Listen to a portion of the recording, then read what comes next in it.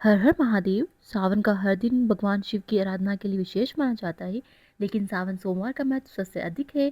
तो आइए हम अभिषेक करते हैं मिलकर। तो हम सबसे पहले पूजा की तैयारी करेंगे। तो इसके लिए मैंने सबसे पहले दूध लिया है, दही लिया है, घी, शहद और फिर हम शक्कर लेंगे। इसके बाद पंचामृत और लास्ट में हम लेंगे गंधोदक स्नान कराने के लिए। उसके बाद हमें लेना है चंदन, कुमकुम, चावल, अबीर, गुलाल, सिंदूर, इत्र, मोली और जनेऊ लेना है। ये थाली तैयार करके हम एक और थाली तैयार करेंगे। उसमें रखेंगे हम पुष्पमाला, धतूरा, बेलपत्र, दूर्वा और ये सब रख के हम करेंगे अब भोग की तैयारी।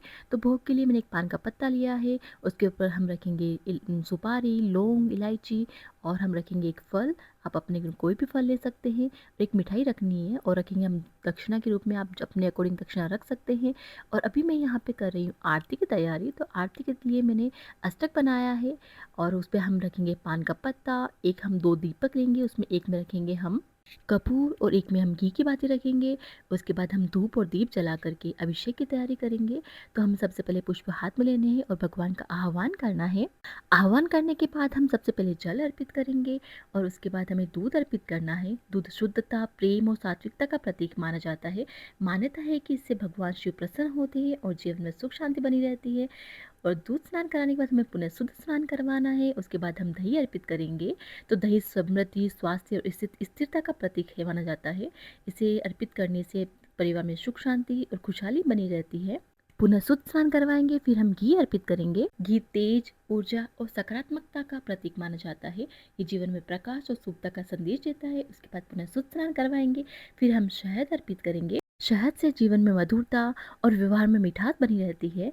उसके बाद हम पुनः शुद्ध स्नान करवाएंगे। उसके बाद हम शक्कर अर्पित करेंगे। शक्कर ये जीवन में आनंद, संतोष और मधुर संबंधों की कामना का प्रतीक माना जाता है।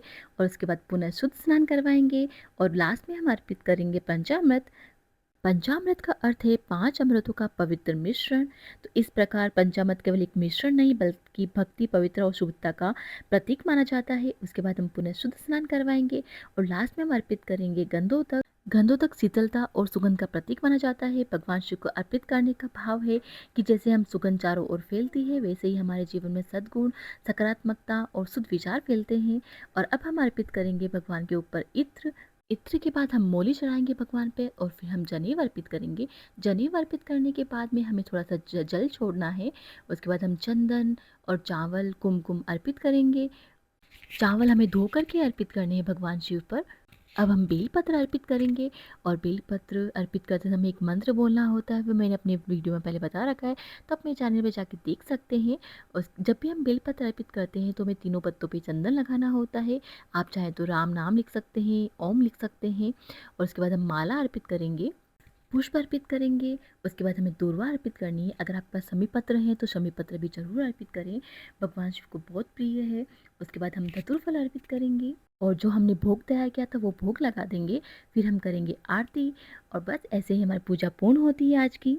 अगर आपको मेरी डेली लाइफ, सावन की पूजा और महादेव की भक्ति से जुड़े व्लॉग पसंद आ रहे हैं तो मेरे चैनल को सब्सक्राइब जरूर कीजिए और वीडियो को लाइक कीजिए, शेयर कीजिए और बेल आइकन भी ऑन कर दीजिए ताकि आने वाली वीडियो कोई भी मिस ना हो।